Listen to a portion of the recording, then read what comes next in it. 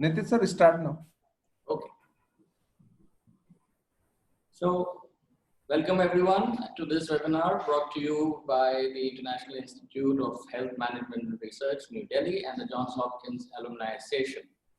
The International Institute of Health Management and Research is an institution dedicated to the improvement in standards of health through better management of healthcare and related programs. It seeks to accomplish this through management research, training, consultation, and institutional networking in a national and global perspective.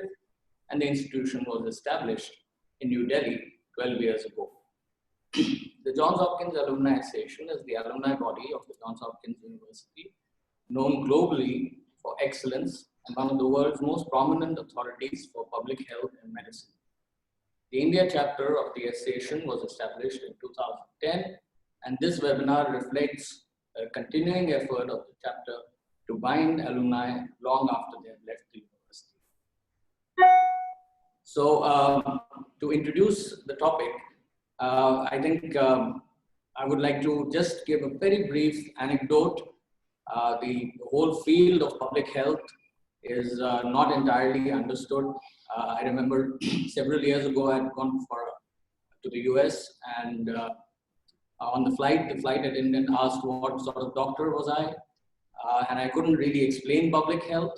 And then one of my US colleagues said that, you know, the way you should have explained it is that when a person falls sick, that's what clinicians do. But when the whole plane falls ill, that's when a public health specialist is called in.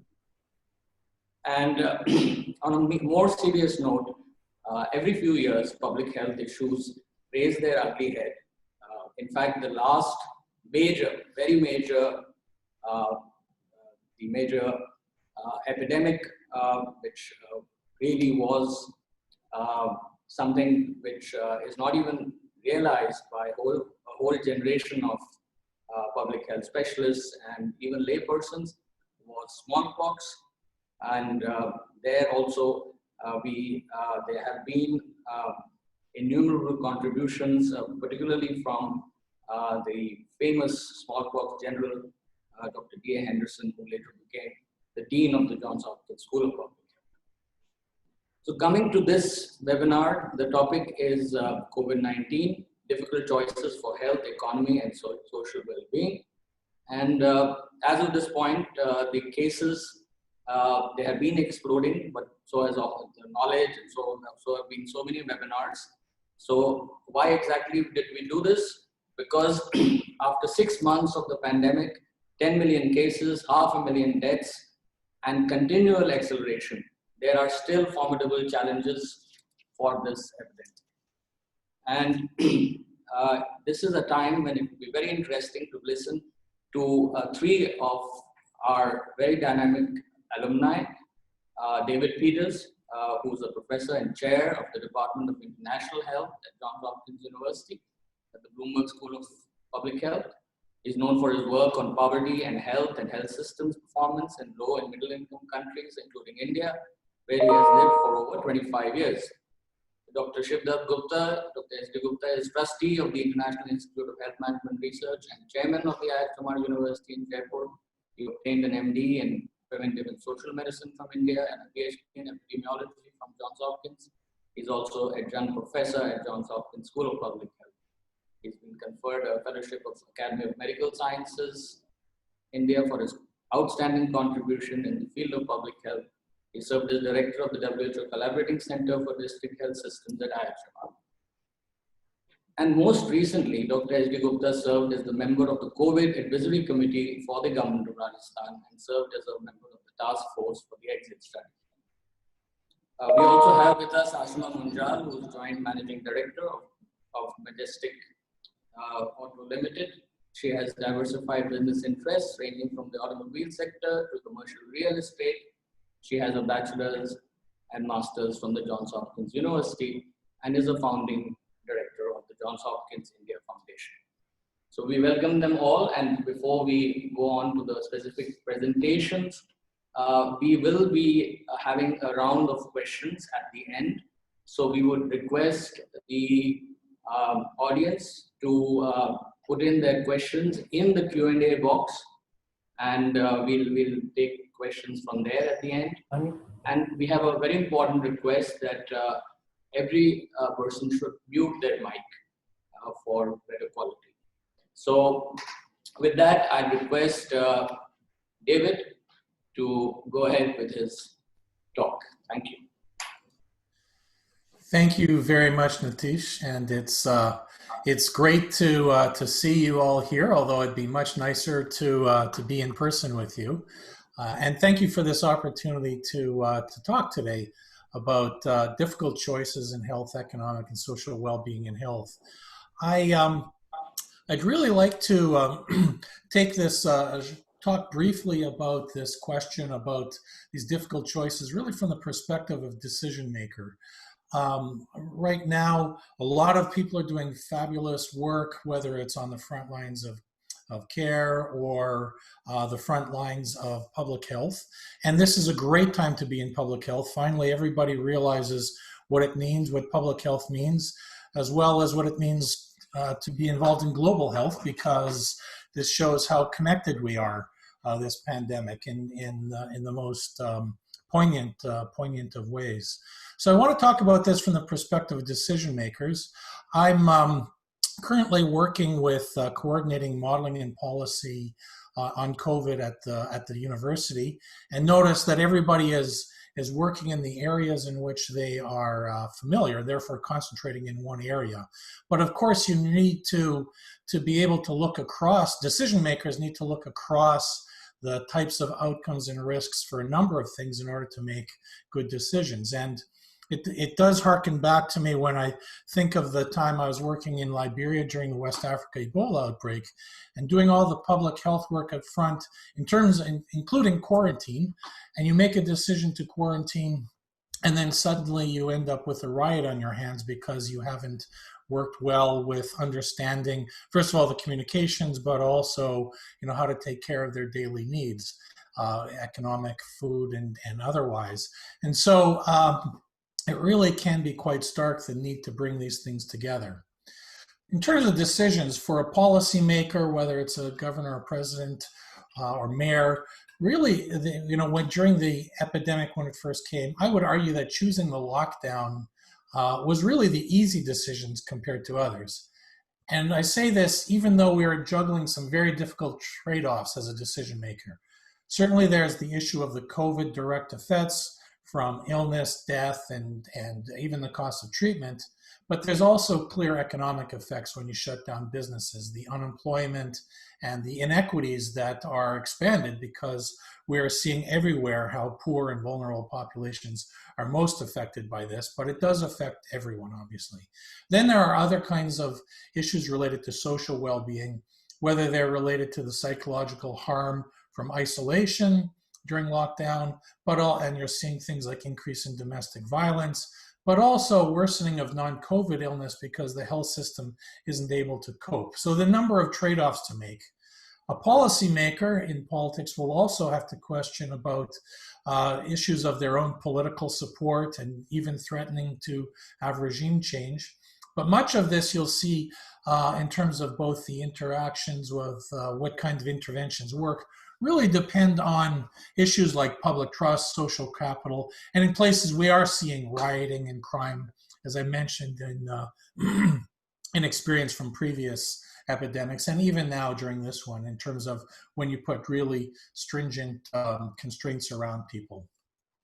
So I wanted to use this decision tree analysis just briefly to show you why, in this case, you have the choice of gradually phasing in versus having to put a lockdown, which I put here, immediate stay at home. And so just to illustrate why the initial choice is so easy, well, relatively easy. So you can have the choice to put in a gradual phasing of mitigation, or in a full lockdown. The question then becomes, well, if you go gradually, are you going to need a lockdown later or not? And so that's the next sort of set of outcomes. For each of those decisions, you have questions around, well, what are the COVID case outcomes that I mentioned? What are those economic effects? What are the well-being effects? Whether you need a lockdown later or not, And I'm here, I've generously put in some percentages in terms of probabilities. In terms of early on, we've now known that the need for a lockdown when it hits your areas is much more likely than 50% given the exponential growth. But if you go through the decision tree and you look at those three outcomes, decision is really better if it's going to be worse than or better than if you impose an immediate lockdown. And as you go through this, you can see that if you do need to stay at home later, there was zero chance of either reducing the illnesses or the economic or the well-being effects. They're all worse. On the other hand, you have some probabilities of improving the economic and well-being effects. They tend to be quite small. And again, this is generous in terms of the estimates. So what you see is David, sorry to intervene. Yeah. We are not able to see your slides. Are you sharing your slides? Oh, I thought I was sharing the slides. Well, let me start. Let me make sure that the slides are shared. I apologize for that. I will. Thank you for interrupting. Let me do that again. I won't start from the beginning, but I will pick up from here then. So I had shown. Let me just show you this. So these were. Are you seeing the slides now? Yes. Okay. I apologize. So I'm sure that was my fault. So these are the kinds of outcomes there that are being faced with the COVID cases, the economic and the well-being effects, and of course these other political considerations. Here is the decision tree analysis I meant to show with this gradual phasing options, stay at home later or not. Here are the kinds of outcomes. Three kinds of outcomes, whether they're COVID, economic, or well-being, and some probabilities, really generous in terms of the other effects. And what you see when you go through this exercise is that you end up really with no chance of reducing the COVID effects, no matter what choice you make. If you have a gradual policy, if you have a gradual phasing compared to no phasing, but you have small chances of improving the economic and well-being effects. There's not enough time to go over this in detail, I realize, but what you do see is from that scenario, in terms of whether you would put in a lockdown when the epidemic is on the rise, you can see that will your leaders, will your policymakers gamble, if you will, against the having zero chance of improving a lockdown if COVID cases, if a lockdown is needed, versus having only a 25% chance of improving economic and social well-being. So in most cases, and you're seeing this mostly around the world, and probably done intuitively rather than by actually going through decision tree analysis, most decision makers chose during the upswing to put in some kind of immediate lockdown. And even if you started with a gradual one, you ended up having to have some kind of lockdown. So moving from there, it's much more difficult in terms of taking it down, the lockdown, when and how you would do that. But let me just show you some of the data from India, because of the choices they made. So early on, you could see whether to put a lockdown or not. You could see that the effects are about reducing peak COVID hospitalizations by 7.5 lakh people and delaying the peak, which is helpful. The economic effects, if you were lucky and able to control it, only a GDP loss of 0.25% versus over 5%. And then an interesting analysis showing that the effects to child deaths alone can be between 60,000 and 3 lakh people from non-COVID cases.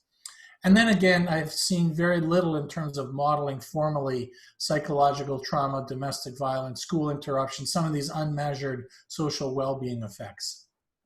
This is just basically to show you that the modeling has been done. This modeling was done just prior to the lockdown or early on, but now the same issues, wherever you go, it's a question about releasing the lockdown. You'll see the same peak in areas where you already have community transmission, a delayed rise, and so this is still applied when you release the lockdown. Here from the Asian Development Bank, 2 cases where that comes from the GDP loss of marginal loss to really substantial GDP loss, which is a huge difference from previous years, obviously. And here is the case from colleagues of mine at Hopkins looking at indirect effects of COVID and really how they came up with both child deaths and maternal deaths just from the effects of interrupting public health programs. So, as I say, deciding when and how to lift the lockdown is really much more difficult than actually starting it. And one thing to remember is that it seems to be a problem in many populations, is that when you lift the lockdown, it's not that life returns to normal, because it doesn't. You need populations that are still able and willing to distance, to isolate when you are sick, or quarantine when you are justified because of the population at risk. Using masks and washing hands, all of that is still important. And what we're seeing time and again, and we're going to see here in the United States this holiday weekend, as we saw the last holiday weekend during the epidemic, people are going to party and they think that it's over and you come together. This is a picture from India after the lockdown. Curiously, they seem to be all men. They're at least wearing masks, but no such thing as social distancing here. The other thing to remember, and is critical to the decisions about how and when to lift, is that pandemics come in epidemic waves. Second and third waves do come. We've seen this already in COVID, and we know this from previous pandemics. And those waves tend to be bigger in places that had smaller first levels of infection. The second waves don't tend to be as large in places that are getting it the first place. So just because you're safe now doesn't mean that as you lift things, you're going to be safe later. And just putting a historical twist on things, in the 1918 flu pandemic in the United States, decisions were made at city level. And here what you can see is 4 cities and the number of waves that they saw, and the highest wave being in Providence originally, and then having second waves. But otherwise, for other cities in the US, second and even third waves came and were timed with some delay after the measures were lifted. So I would say, as decision makers try to juggle decisions between when and how to lock down, slowing the pandemic is still the key to economic and social well-being. But as you move, you still need to have people being able to meet their daily needs, or you're going to lose the battle because the mitigation measures don't work. And social impacts always tend to last much longer than the epidemic. So you need to prepare for them now and try and address them as much as possible. So it's not simply a question is we need to open the economy because put people back at work and throw away everything you've done from the past. The key with the pandemic is still to address those issues. And there are some principles that you can use to guide this. So first of all, when do you start? You really should be starting, and again, this is hard to do nationwide, particularly in large countries like India, because the virus doesn't follow national or state borders. It follows populations and groups and transmission. And so it's really much more about those behaviors. So know that in the area you're working with, you want to see that cases are declining, usually for about 2 weeks so that you have a couple of reproduction periods. You need extensive testing where you can at least test all symptomatic contacts. And now we're getting guidance that you want test positivity to be low, like less than 5% when you're testing widely. India as a nation is around 8%, and US is even higher than that. So really at a nationwide level, it's not a good idea. But again, you really should be looking at local populations. And you do need to have that ability to contact trace and be able to provide the healthcare. You also need to be able to make sure that if you have contact tracing, you have feasible quarantine and isolation options. In other words, that people are going to be able to find ways to meet their daily needs, whether it's food or otherwise. And they have to be acceptable to them. You need to be able to build risk communication so that you have trust, or if you're in a totally autocratic state, to be able to have populations adhere. That's not necessary. That isn't really the case in India because it's a thriving democracy where people actually, the police don't have that kind of absolute control over people's behavior. And then you should use transmission risks as a guide to select which activities to reopen and how. And this is really based on contact intensity, how close people are and how long people are close to each other, the number of contacts you're going to have, and whether you can modify the conditions, such as better by engineering, but also by behavior change. So here's some options that are general principles for how to reopen. And again, these affect all the, largely based on the epidemiology, but linked to the economics, because you want to start with the lower transmission risks, then prioritize activities that really will provide employment and food security at the risk that is acceptable, because anything you do to reopen is going to increase the number of cases. It's just a question of what's acceptable. So I go here from the low reopening outdoor low transmission activities through 6 kind of steps that you can go through and work through what that means in India. And there are guidelines that are being developed that need to be adapted, I think, to local conditions, what these different things are. But again, I would propose a graded effect. And you take this adaptable approach.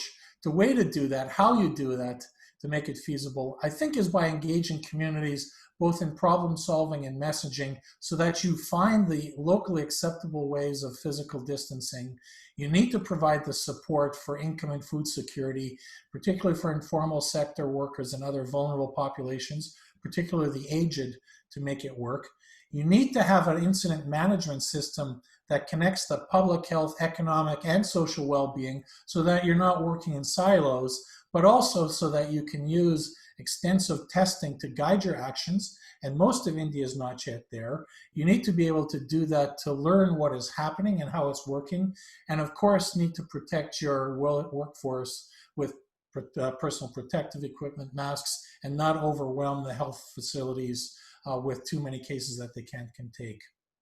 So just in conclusion, we do know from history that pandemics have a long tail, but they do end, and that by making the kind of good policy choices, you can reduce the epidemic, social, and economic harms. Thanks very much.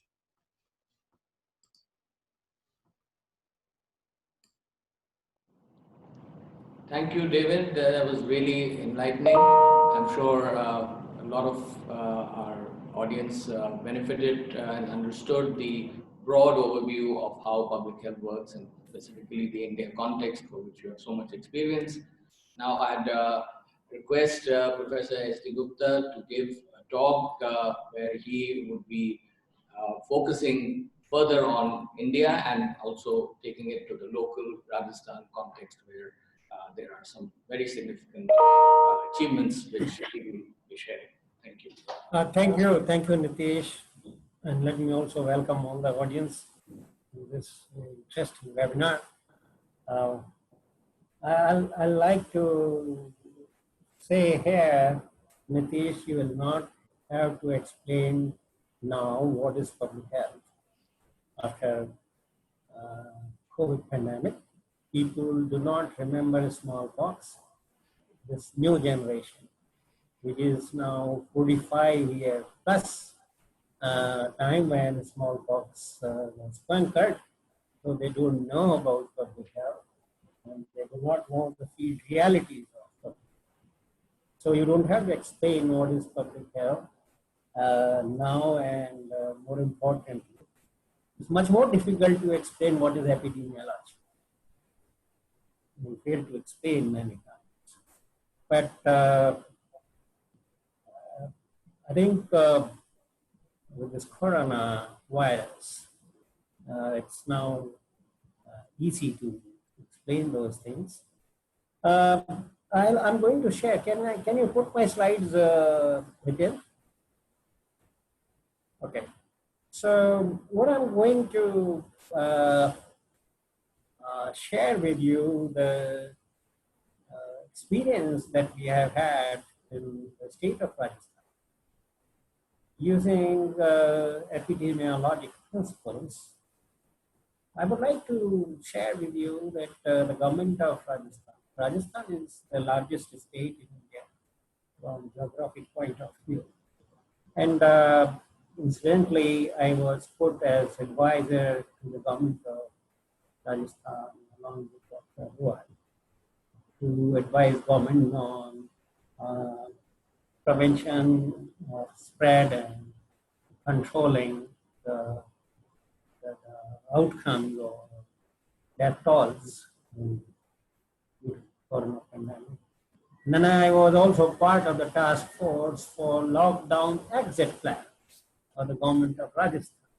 So it was a great experience, but I thought for modern day epidemiologists, I should share with them that unless they do things themselves in the field, they will never be able to internalize the ideas of public health emergencies. So while doing modeling and other things is fine, but having experience of doing things in the field itself is very, very important to internalize the ideas of public health.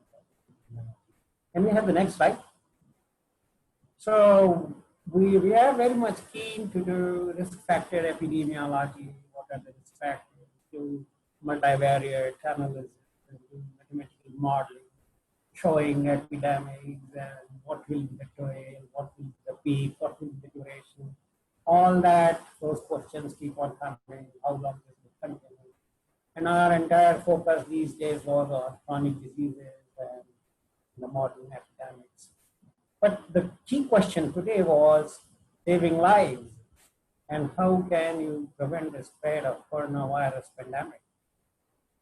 And then the role of epidemiologic investigation, especially through ladder epidemiology. I need to say you have to go down to the field level and do the things yourself or be part of the teams.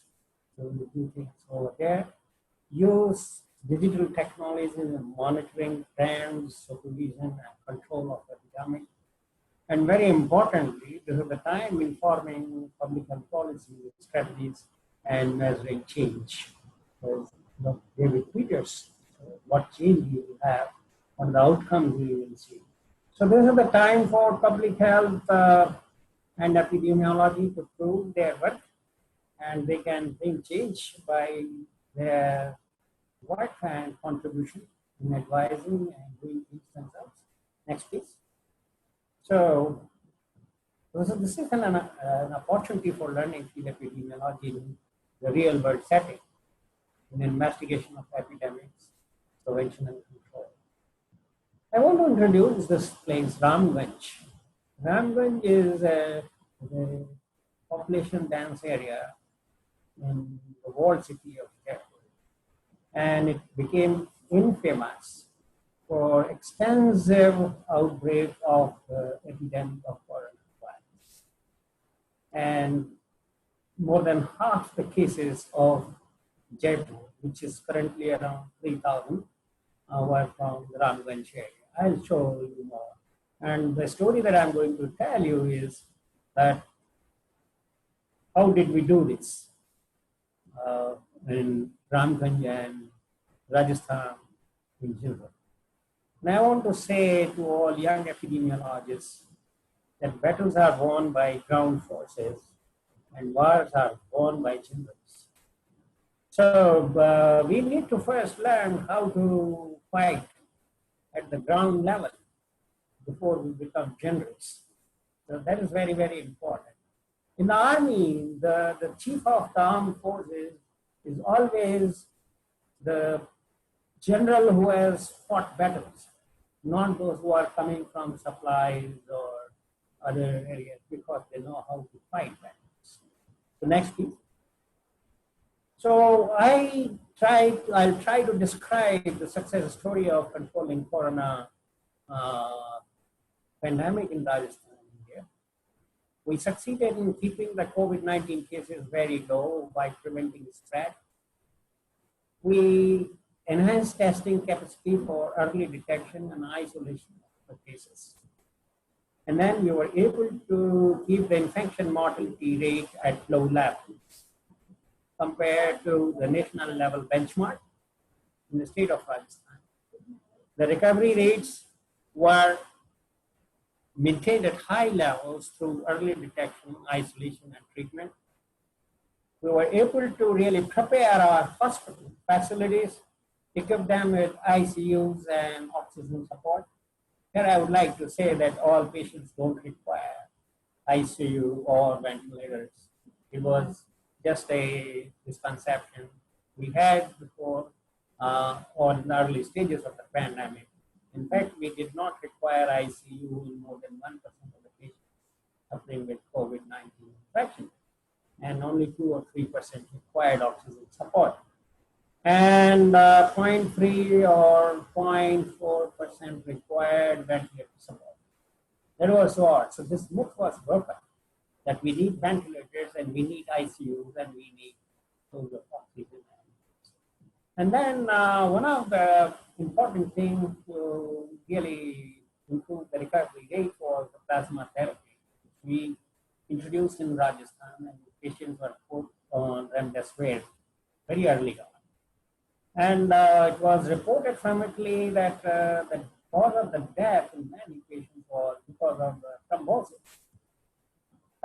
So in Rajasthan, the government allowed low molecular weight heparin to prevent thrombosis, and we could avert many deaths. Very important thing that I wish to share with you, the political commitment that we had in the state of Rajasthan. We would meet with the Chief Minister of Rajasthan and Health Minister of Rajasthan online through video conferencing every 2-3 days to review situation. The Health Secretary would be online, and we will meet and discuss the progress and what more actions are needed, what we need to do. And we should all be proud. I believe most of the people in this particular webinar are Hopkinians. Should be proud of it that 2 Hopkinians, epidemiologists and public experts, were on the advisory group of the government of Rajasthan that helped reduce or mitigate the effect of COVID pandemic in the state of Rajasthan. Next, please. Now, this is just an overview that I just wanted to show you. The bottom is, the data is about 7 days old. So the bottom is worldwide. We all know the number of cases is more than 10 million. More than 500,000 deaths have already occurred, and almost similar numbers, 500,000. No, 4.8 million have recovered. So it's about 50% recovery. Now next is this India. So India's number has also jumped to more than 600,000 in last 1 week. And the recovery is quite much less, around below 50%. And death toll is 17,000 plus today. And on the top, you will see 16, no, I think today is 18,000. But very important thing about Rajasthan is the recovery rate is very high, close to 80%. Now, if you look at the global infection mortality, unfortunately you cannot see because the last column. So the infection mortality rate is around 2.4% in Rajasthan.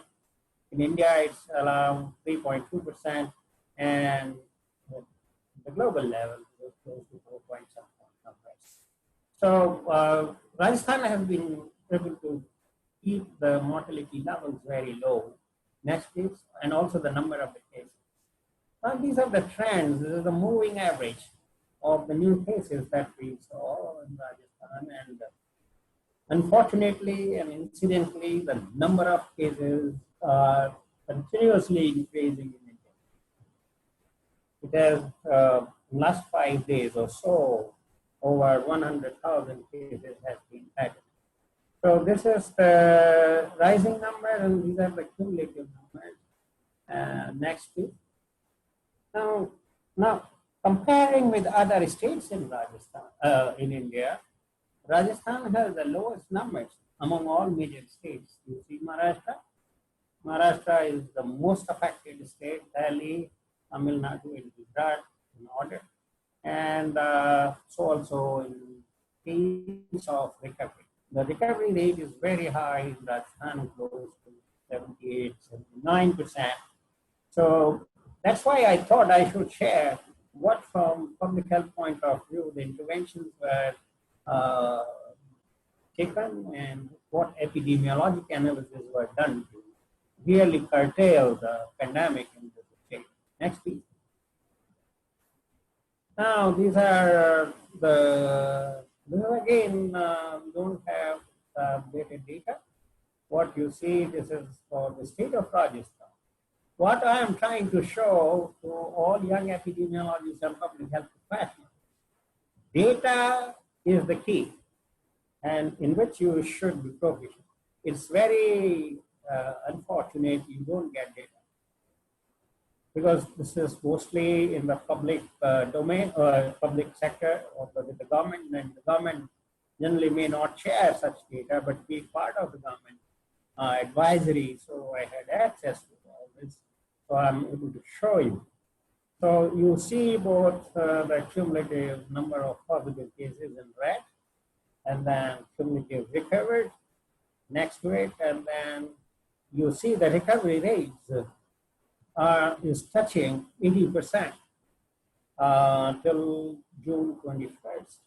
So in case of Rajasthan, the active cases which would have spread the virus were kept constant below 3,000 in the entire state, with the improved recovery rate, and the opportunity for spread were minimized.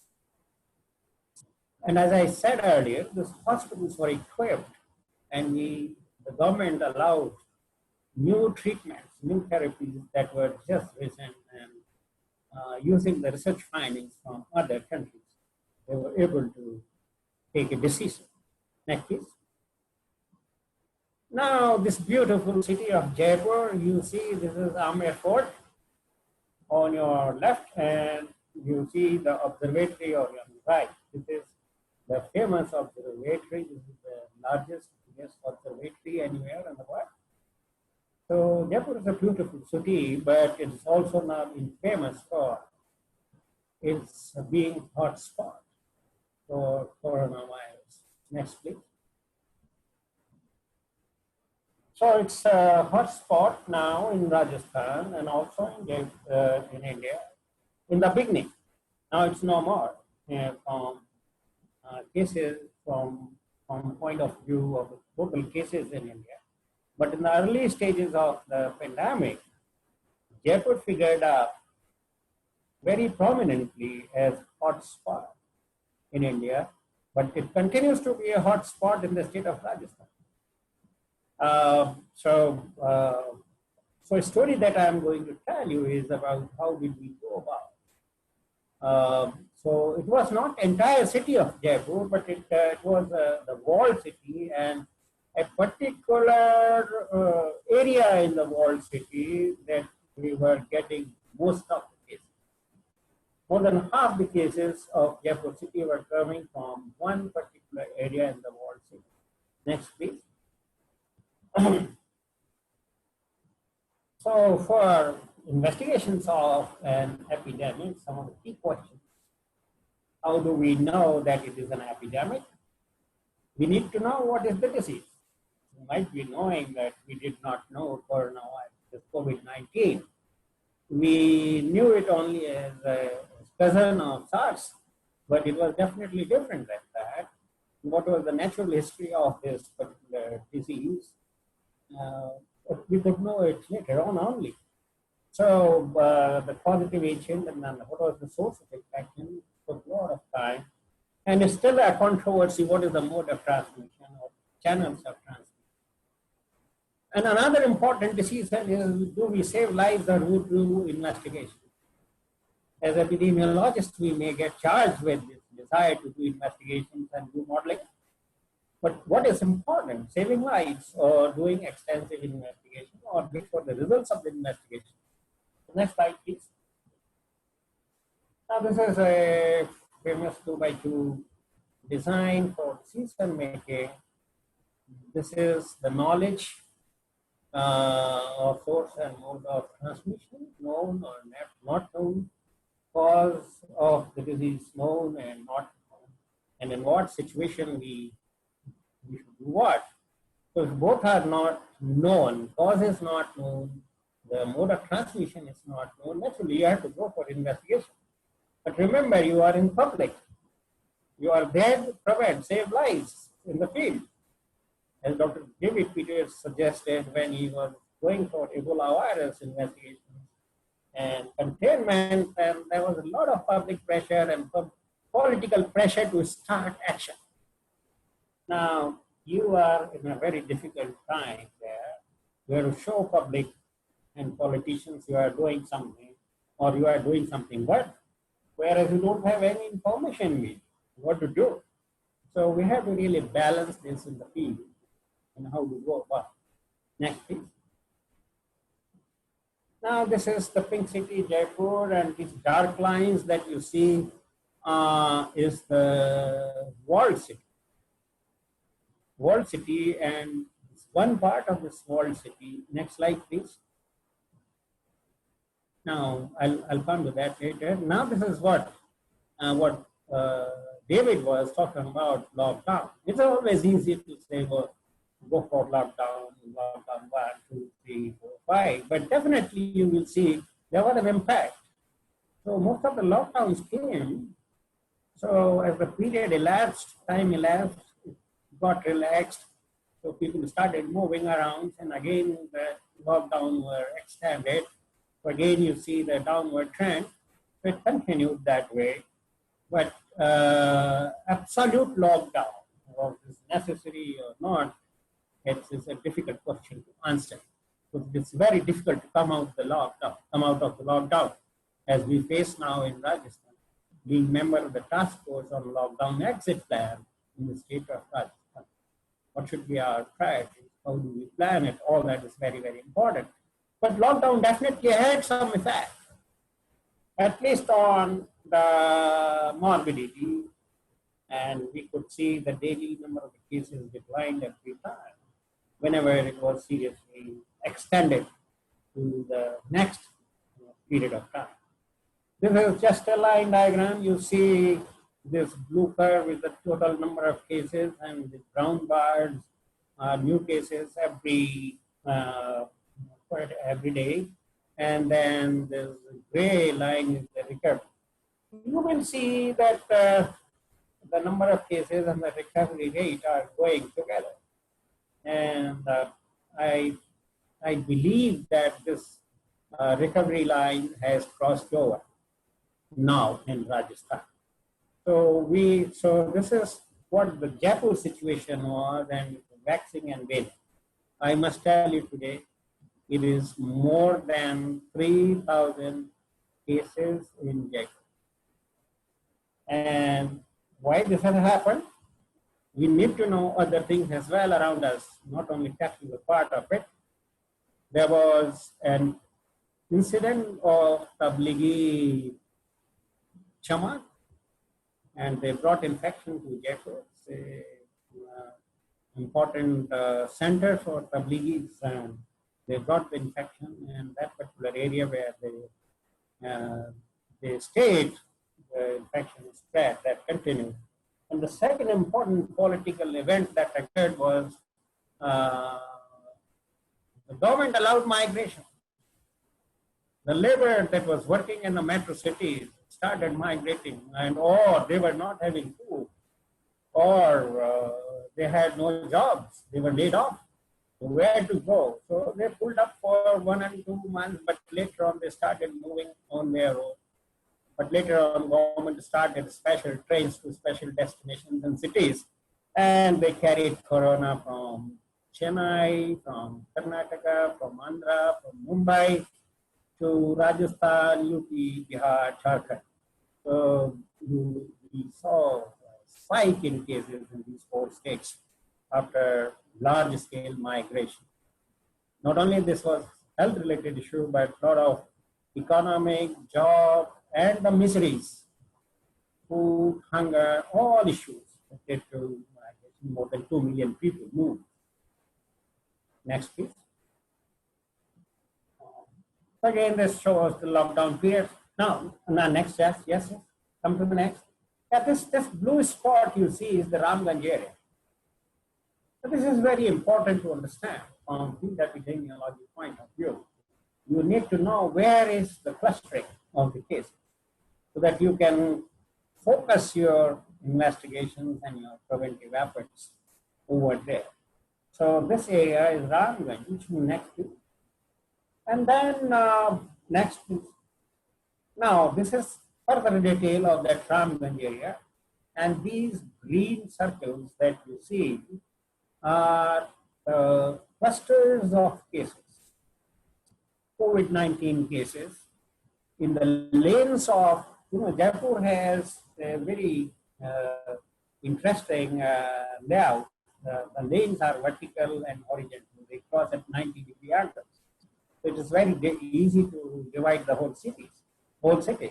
So we could map spot the cases, and then we re-strategized and we sealed out this area, and then started doing active search. And then, so we could blind list the cases. Next, please. So the outbreak in Ramganj, a population of over 300,000 there, it became the largest COVID-19 outbreak in the state of Rajasthan. And first case was reported on 24th of March. The person who had come from Oman, and so he was infected, and for last 12 days of getting symptoms. Before that, he was roaming around in the locality and spreading infection. And he was tested, and then he was found positive on 6th. By April end, within 1 month time, 800 cases tested positive in corona when we went house to house for active search, and the government allowed us to do RT-PCR testing in the household through our health workforce. So, and then the overall infection mortality was found to 2.8%. We learned from this also. We planned a random cluster sample RT test in 30 clusters of Ramganj area, and we discovered that the mortality rate was quite high, and about 75% of the positive cases were asymptomatic. Now, this was something very puzzling for us, what to do with those asymptomatic. So we started doing with every affected household, it's kind of onion peeling off. So eccentrically, we started moving out around that house, and then next peel off the onion of the households, and then we continuously did that and found and detected all the cases in that area. And what we also found was the death rate was the highest among the diabetics and hypertensive and people with the age of 60 years and above. Next, please. Next. Next. So, very important activity in field epidemiology is blind listing of all positive cases in the area. Collect their name, age, sex, address, history of travel, duration of illness, symptoms, and all that. Prepare spot maps, if possible, see that they are clustered, because that reflects how the transmission might have taken place. And then go for active search. We went for active search around the households of the affected families, unnamed ring kind of stuff, and detection and isolation of new cases in designated COVID-19 hospitals, and testing and tracking contacts is very, very important, and putting them in quarantine, those who are healthy but have come in contact with the affected person. But this quarantine, it is said to be easy, looks to be easy, but it is very, very difficult. Because this Ramganj area, one room, 10 people, 15 people living. Now, how to go for distancing, how to do quarantine? So we decided to go for institutional quarantine. Now, once we did institutional quarantine, thousands of people were moved into government buildings or college buildings or school buildings.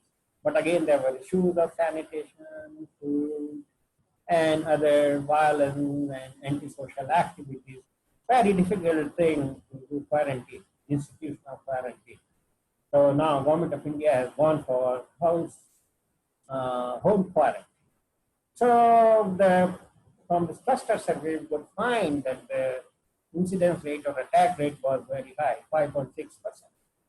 And based on that incidence rate, we projected around 4,500 cases. And we have seen up till now 2,000 odd cases in the Ramganj area, and this continue. New cases continue. Next, please. What is the prevention and containment measures team did?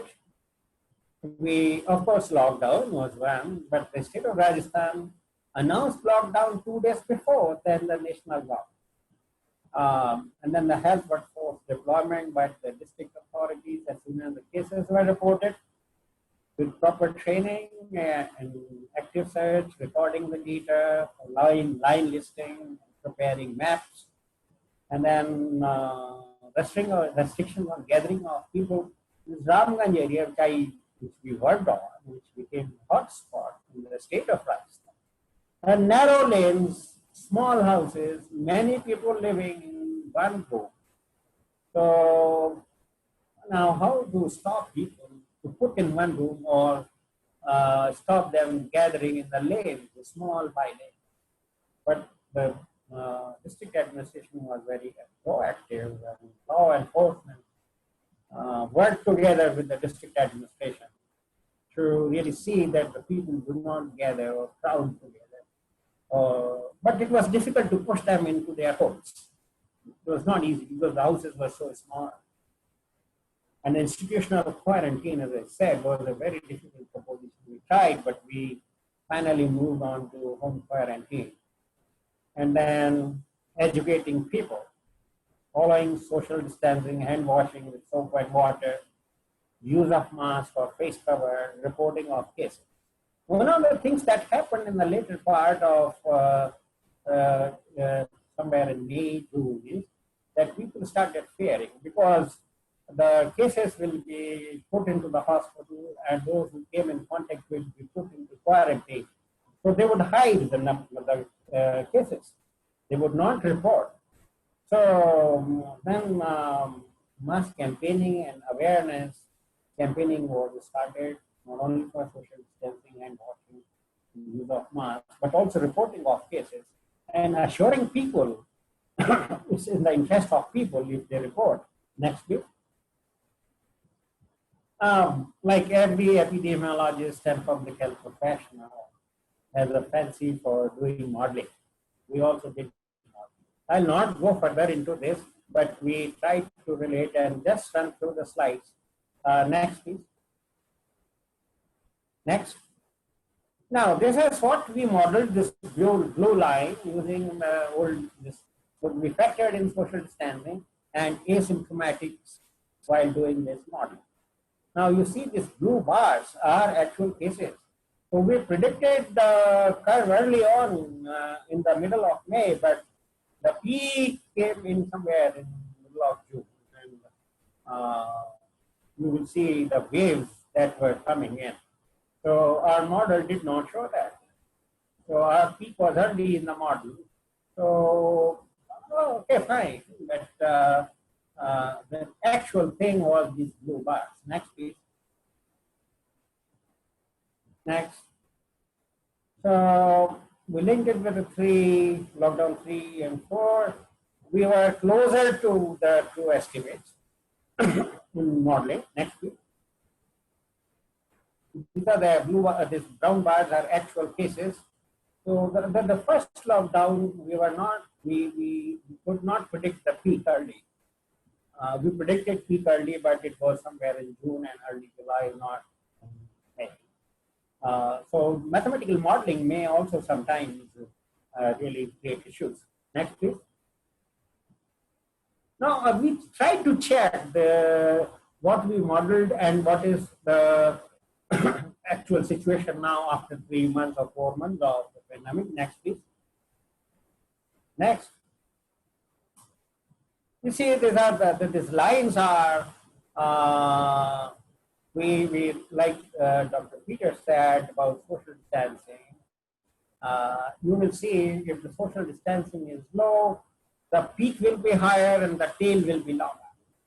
If social distancing is strictly adhered to 90% level, the peak may come early taper off, but that was not true. Social distancing was not as much adhered to, and the true picture is this one, what you see, the brown bars and the topmost curve. Next, please. Next. Same. So, what we modeled for inadequate social distancing and the actual picture came closer. So social distancing plays very important role. That's what we could think of. Next, please. So again, you will see the peaks are coming later and not before. These are the probabilities of reverting back into following social distancing, but they're not following social distancing because some people will go back in crowds. So we modeled that, and also we found the probability, the peaks came later on. Next, please. So, okay, so as I said earlier, so we also did mathematical modeling, but the whole idea of today's presentation was to share with all young public health professionals. They will find a real, respectable, and dignified place now in the community and the society. They will not find it difficult to explain what is public health or what is epidemiology. But what is very important, they must learn the skills of investigations, of outbreaks in epidemic, and then inform policy, inform politicians what they should do, and also show them the change if you had suggested the right strategies to them based on your analysis. So next, please. Thank you so much for patient listening. I hope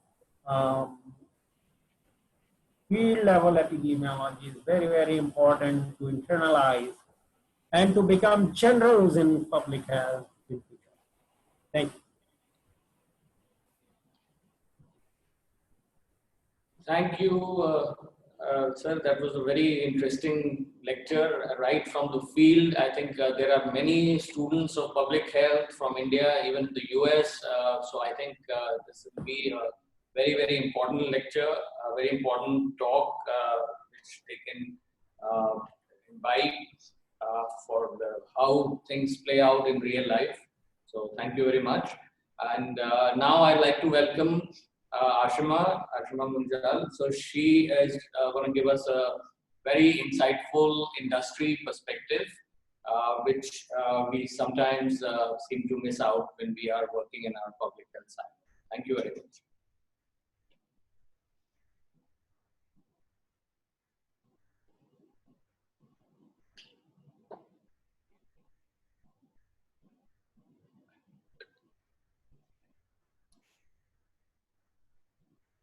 Could you unmute, please?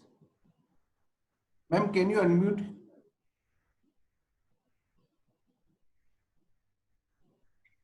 Thank you, Nitish, for inviting me and introducing me. I come after two public health stalwarts, so I will try to do my best to bring forward my perspective. My point of view is usually a little bit different from the policymakers.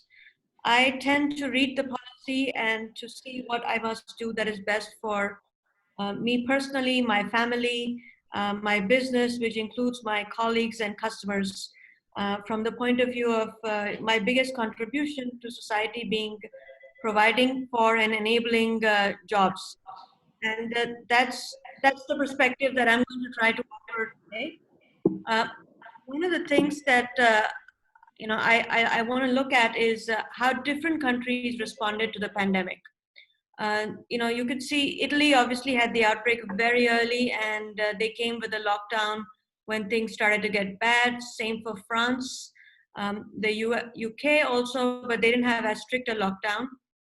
Germany is one of the few rich world countries that did not have a super strict lockdown and controlled the virus very well.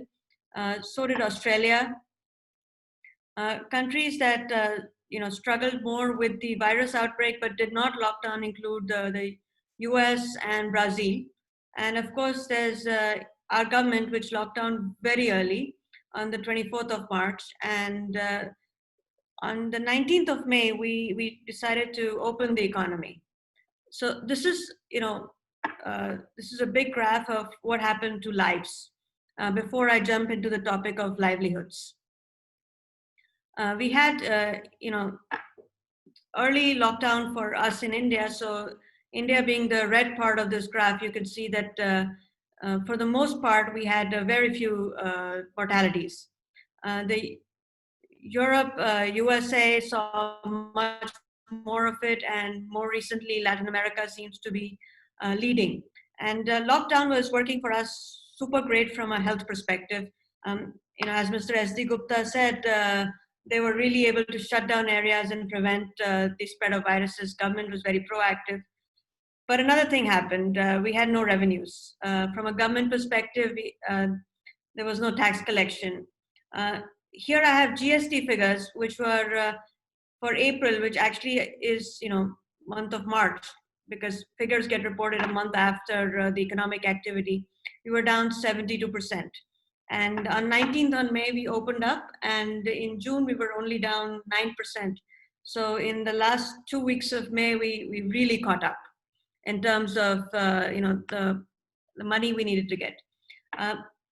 Here's some economic data. In June, the unemployment rate fell to 11% from 23.5%. So all these people who migrated to rural India and took coronavirus with them from the big cities, if they were back here, fewer of them were back here looking for jobs, or it's actually more jobs available. That's a question mark, because unemployment is number of people looking for jobs. GST data is obviously very, very positive. Manufacturing PMI shows a recovery in June. The second thing that has happened is, indirect taxes went up.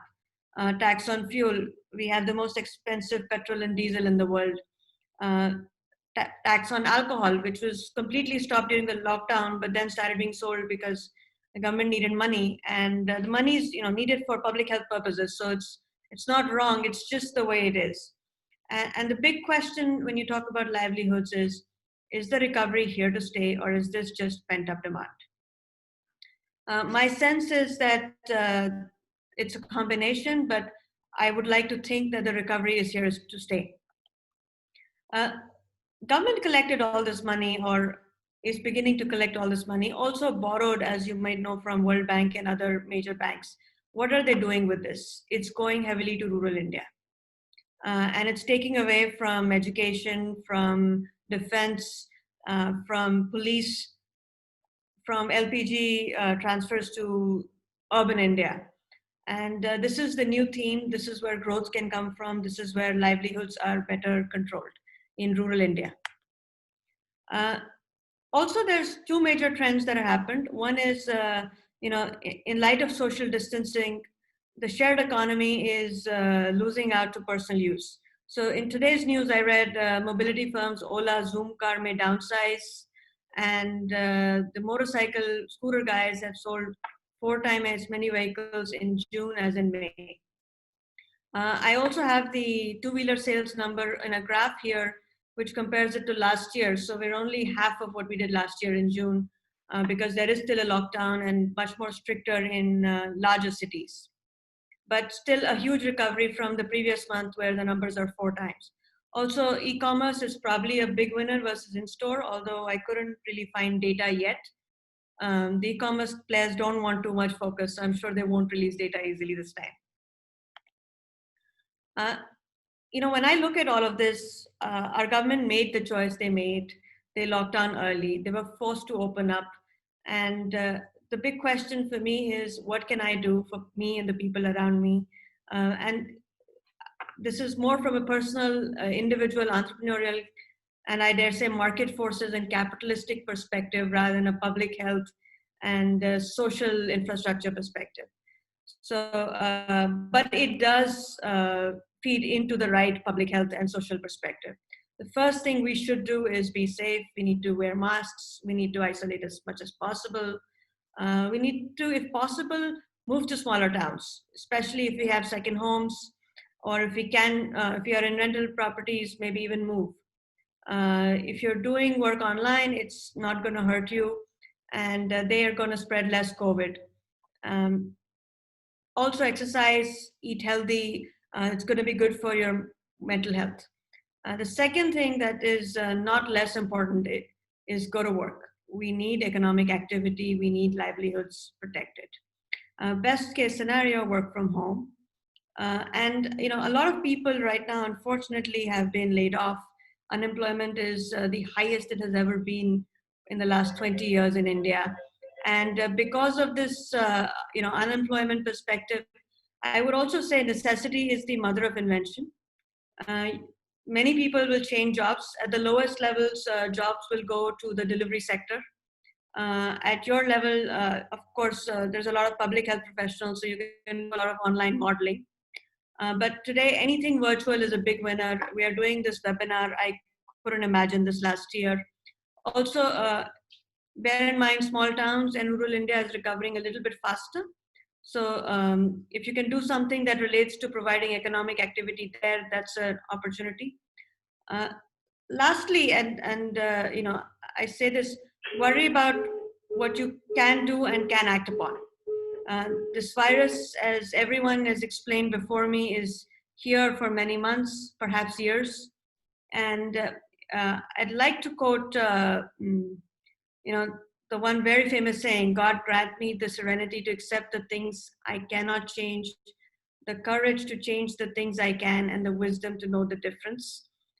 If you can change the big picture, please do. But if you can't change the big picture, worry about what you can do for people around you, and it is most probably going to be good for everyone in the world. The Indian economy is very resilient. We've come away with a lot of issues. We've had many major disruptions in the recent few years. In 2016, we had demonetization. At the stroke of midnight, our currency was canceled. Then we had the ILFS and NBFC crisis in 2018. Before that, the GST transition in 2017. We had a major issue in Kashmir with Article 370 being cancelled. We had earlier this year the coronavirus lockdown, which is an economic event bigger than anything before. We also have coronavirus cases and deaths, which is a public health issue that's more in place after the lockdown opened up. And more recently, in the last few weeks, we have the border dispute with China, which has resulted in a trade war. China is also something we're going to have to tackle along with coronavirus. I have here, the numbers of how much of our imports come from China. We had some respite in the recent years because of increased duty, but it's a very high number, and it too will affect our livelihoods. But if you can safely go to work, please do. We need people to work, and it'll provide more resources for the public health also in terms of taxation revenue and in terms of people who can afford better healthcare. Lastly, I would like to say there is some good news. The IMF thinks the worst is behind us. This is data that they've modeled from IMF staff estimates. So hopefully we will be on the other side. I'm sorry to have rushed this, but we're a little bit short of time. So I'll go back to you, Nitish. Okay, thank you. So I'll just have 3 rapid fire questions, one for each of the speakers. And so I'll just begin with you, Ashima. Regarding... Sorry, Nitish, I'm afraid I'm going to have to go. I have a meeting with WHO that's started. Will you be able to take one question before you leave? Okay, and I've answered about 7 of them in the chat box too. Okay. So the one question that's coming up again and again is about the psychological effects and things like domestic abuse, those sort of issues. So what is your comment on this aspect? It's a very important part of the problem, and you see this with every epidemic, and we saw it as a big part of what happened during Ebola, as well as it's a big part of this pandemic. Domestic abuse needs particular attention to setting up systems so that people can safely report them, and that you can safely take people apart who are being abused, and that requires committed effort. It also requires attention to actually setting up systems and measuring and assessing these things so that you know what's going on, so you can actually have response systems. And you need a lot of, but everybody is suffering from stress, anxiety. You can expect that there will be post-traumatic stress syndromes afterwards, and you need to be able to set up mental health counseling and advising from distance, whether it's through distance or things that, tools that you can use so that people can take care of each other and themselves safely. So it is a big part of the problem, and will continue both during and the rest of the pandemic, and requires a lot of attention.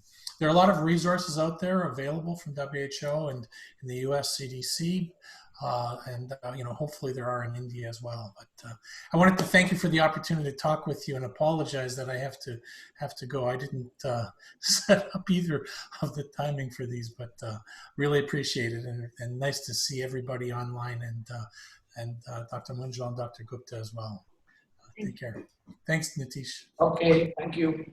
So coming back to you, Ashima, so my one question, very simple, is regarding the migration crisis. How do you think that could have been solved better? So very briefly, what is your take on that? If we let people go home, or not done such a stringent lockdown day one, there would have been some livelihoods consumed that would have continued. So how could have it done better? I think if you hadn't announced this as a sudden measure and told businesses to shut down, or before you stop transport, people would have gone home. Of course, the idea at that time was, it all happened in such a hurry that the government didn't foresee this. Which is why I'm saying, if you make the best decision for yourself, it's likely to be best for everyone. What we should be focusing on is no surprises. Market forces will do their job. These people would have all made it home safely if they had known they were not going to go to work.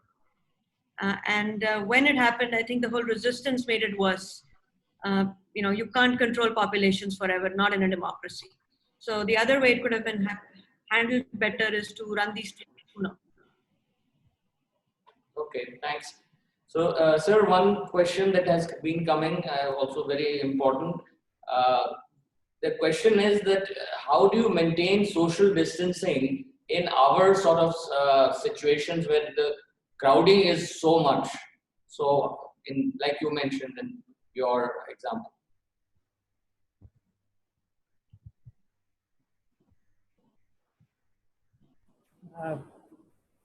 Thank you, Nitish.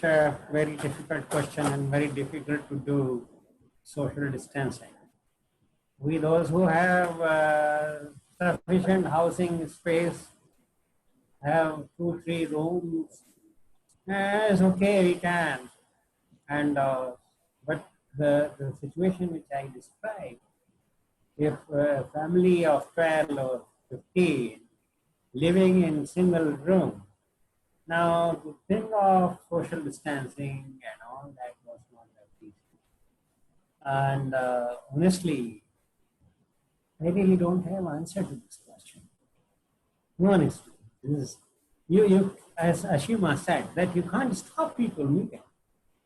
How long we can keep them away from, or keep them locked in the houses?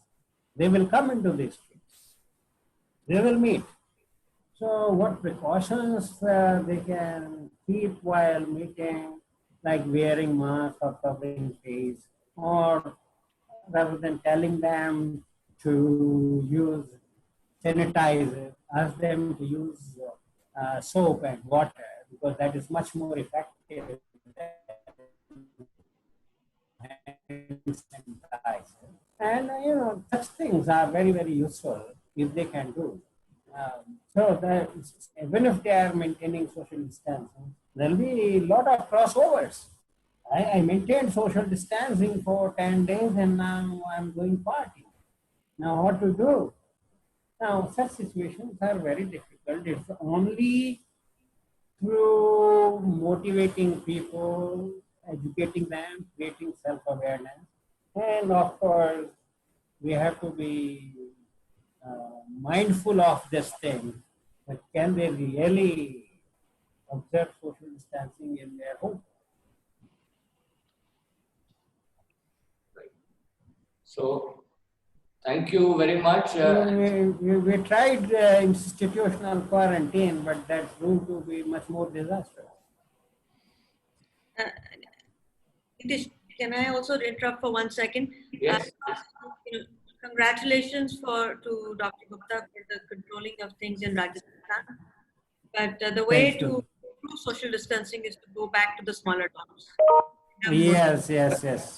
And I did not have this in my mind at all, I must say.